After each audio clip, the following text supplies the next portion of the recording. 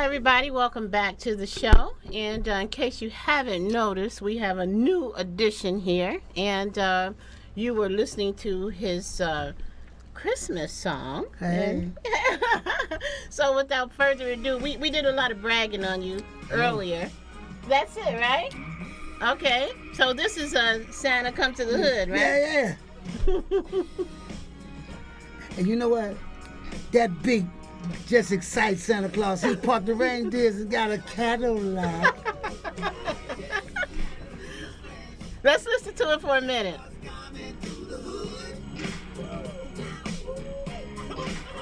Ow.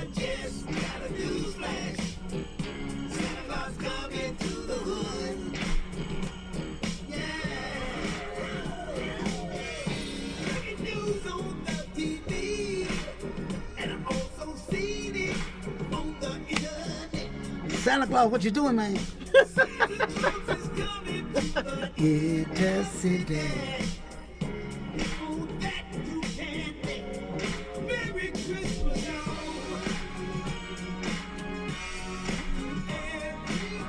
I love it.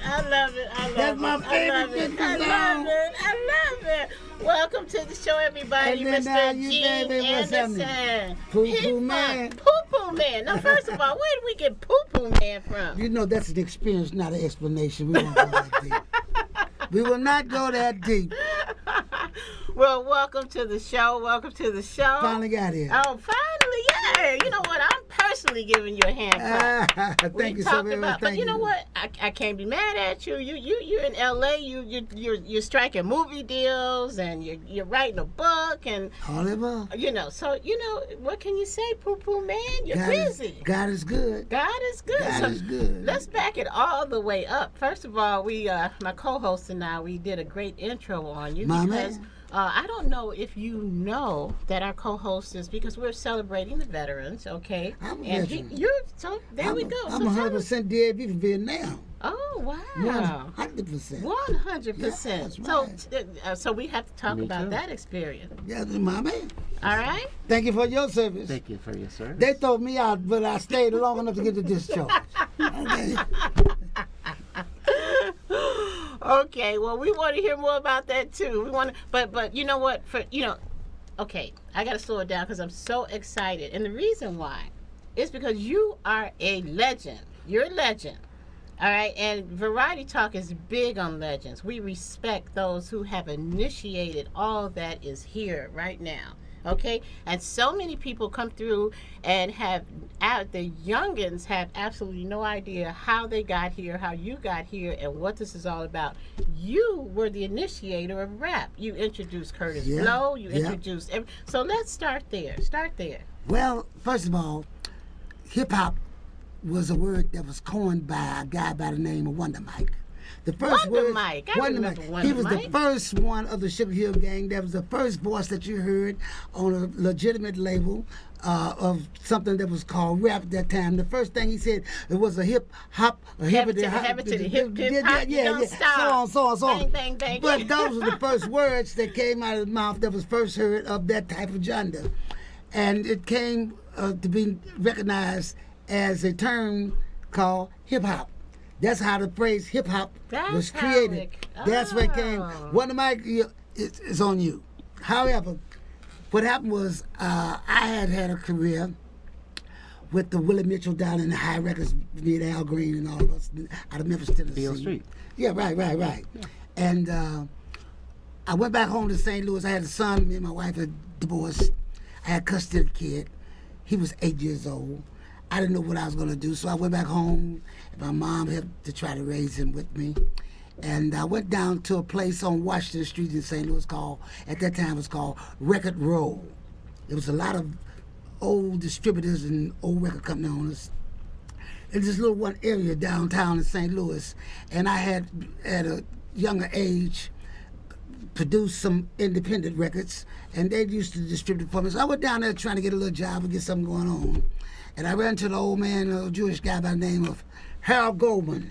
Harold Goldman, That sounds very Jewish. He and his brother created something called Rack Jobbers.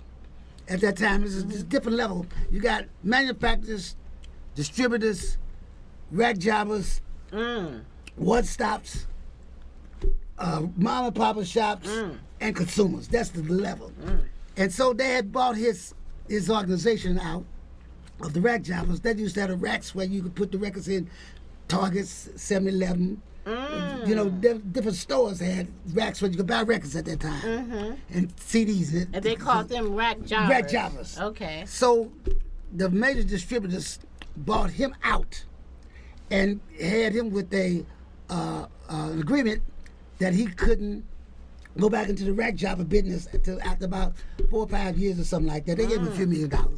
So he was an old man, about 85 years old, and he was just hanging around down to a place called Pat's One Stop. And him and the guy that I knew down there named Skip Gorman. I had thought about it. I was trying to figure out what I was going to do. So I said I was going to just cut me an independent record. So I went down and talked to him about the possibility of local distribution. And somehow Mr. Goldman, I had a suit or something on, and Mr. Goldman said, "Boy, you awful sharp." I said, "Yeah, what's your name?" Said Mr. Goldman. We could talk, and he told me the story. I said, "Man, I'm trying to figure out what I'm going to do." He said, "Well, listen, what would you like to do?" I said, "Well, you know, I really like dealing with different records and stuff, and I want to manufacture some records." He said, "Well, why don't you and Skip and I get together, form a corporation, and let's open up an independent record distributors, because there's no distributor for the local people around here." So we moved next door to Pat's and opened up a distributorship called Middle West Record Distributors. And with that, Skip knew a few people, and I knew a few people. So my job was to take the records out and promote them. Skip's job was to do the sales and the distribution of it all. So we got a few records in, we got started. I had a little office.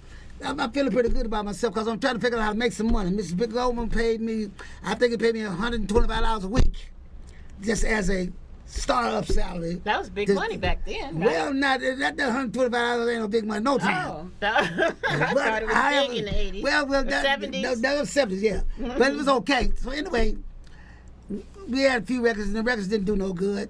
Then all of a sudden, we got a call from a record company from a guy by the name of Joe Robinson. He knew Skip, and he had heard New Jersey.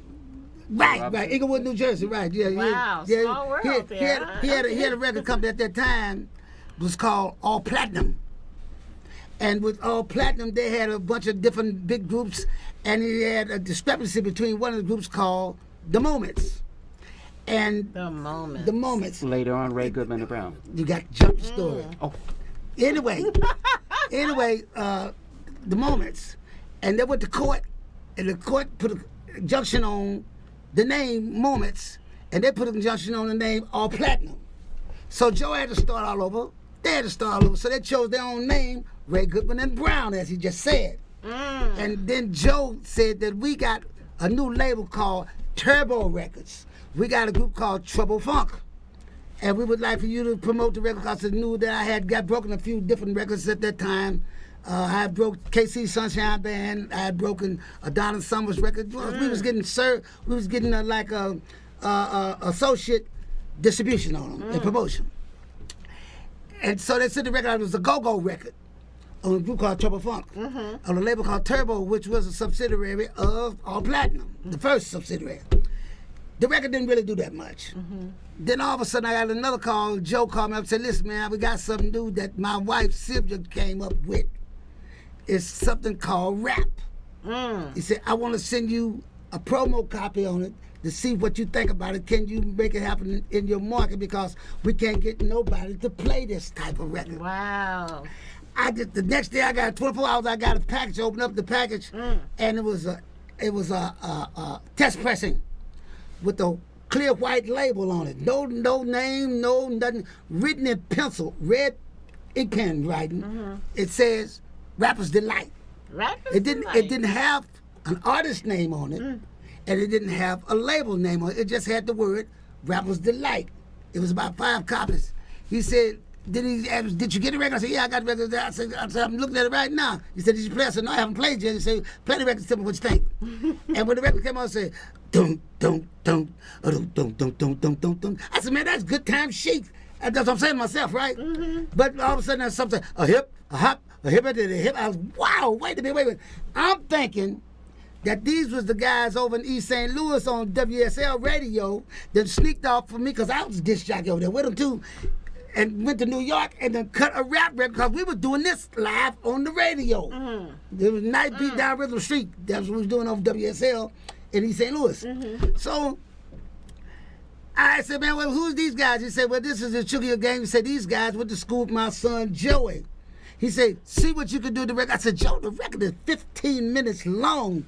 I mean, it's going to be hard to get this record played at 15 minutes long. He said, well, listen, man, see what you can do and let me know. I took the record to the radio station, and my friend Jim Gates, he was the general manager of a station called WESL in East St. Louis. And Jim said, man, I already got the record from a guy by the name of Dave Clark. Brought it to me. I haven't played it yet. I said, but I got a copy of it right here.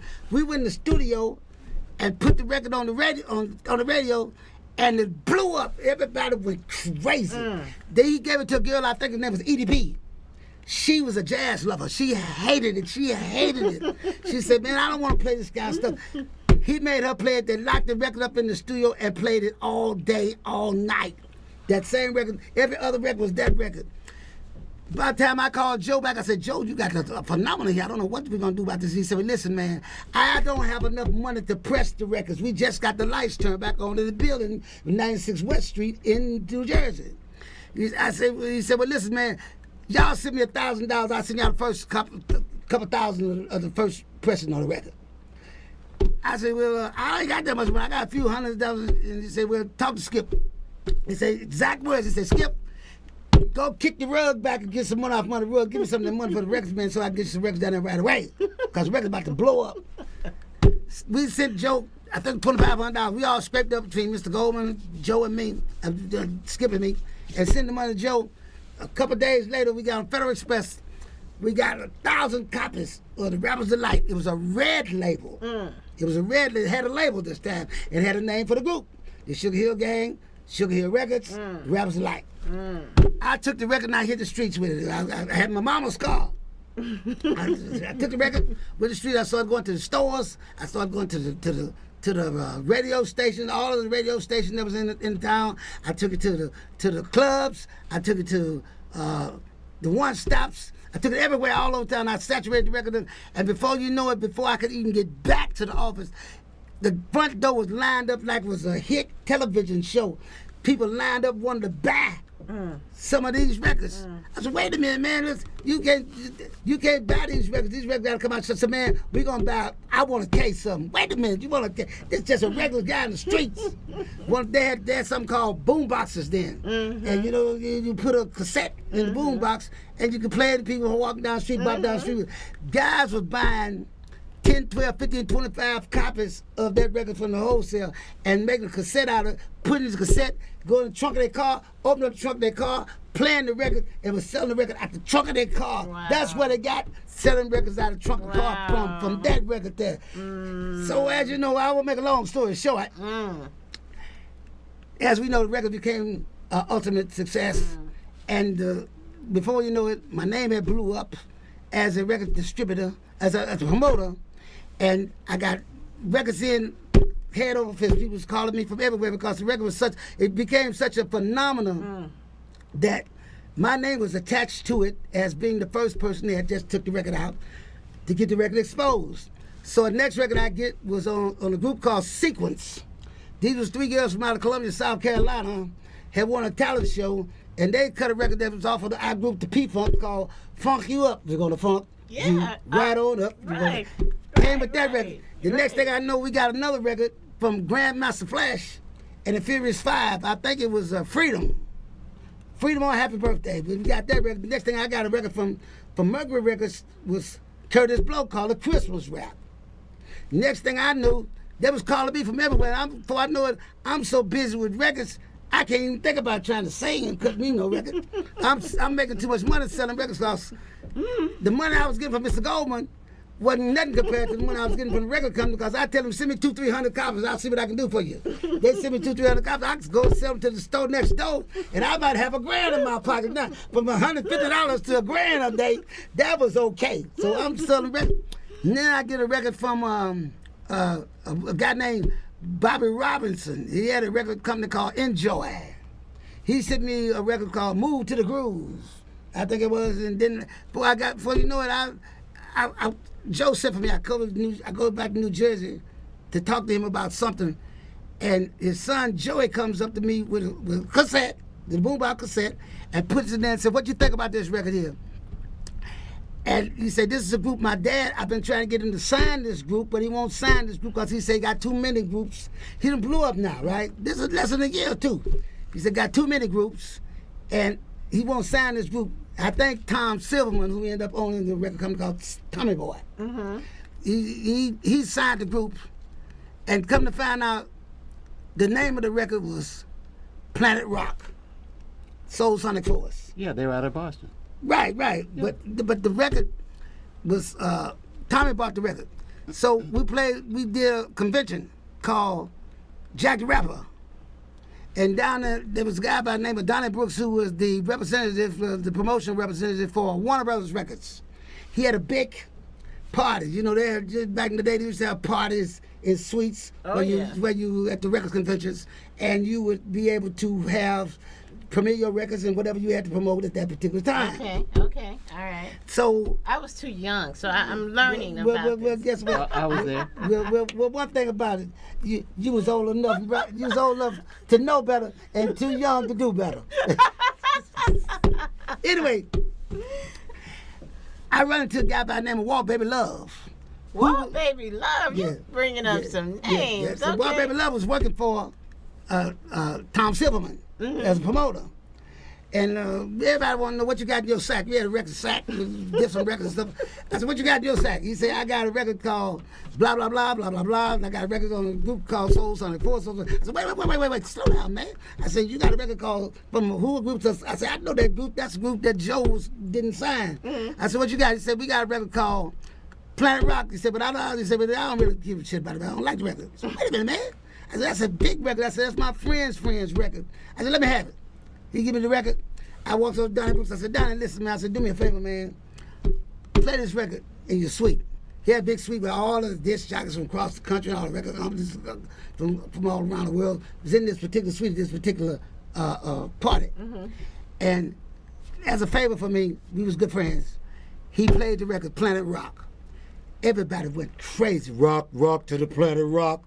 Now that's one I don't remember. Oh, that's one of the biggest records on earth. Yeah, they were a local group in Boston, and then they went to New York and changed their name. Wow. Right. And I forget the white guy. He was working at the wholesaler in New York or Long Island. Tom Silverman. No, this is the producer. Oh. Guy with the ponytail. Anyway, he said, "Hey, Jim, what do you think of this record?" I said, "Man, it's all right." Isn't it amazing that I both you didn't guys know. were doing I the just didn't same know. thing at that time? No, I was a retailer. Oh. He was breaking Promoter. he was- Okay, and that's what the other part that's so interesting. Look at all the levels of that were involved in the industry. You're Yeah. talking distribution, selling, retail, all of that. We're gonna have to take a quick station break, and when we get back, and you know what? It's such a really good story and a long story, but we better make sure that we let everybody know what you're doing now. So when we come back, we not only want to play your holiday, but what's the big cut right now that we want everybody to know about that you've got out there? You got so many of them. All I want to know is play my Christmas record. Hey, Okay. Mr. Santa Claus. All right, That's what's relevant Can right we go now. out with "Hey, Mr. Santa Claus"? And everybody, you're watching Variety Talk Live from Las Vegas. We're sitting in with the man himself, Mr. Gene Anderson from Hey. Parliament Funkadelic, and Repeat he's funkin'. doing his own thing right now. All right, so we'll be back in a minute. Hey there. Do, do, do.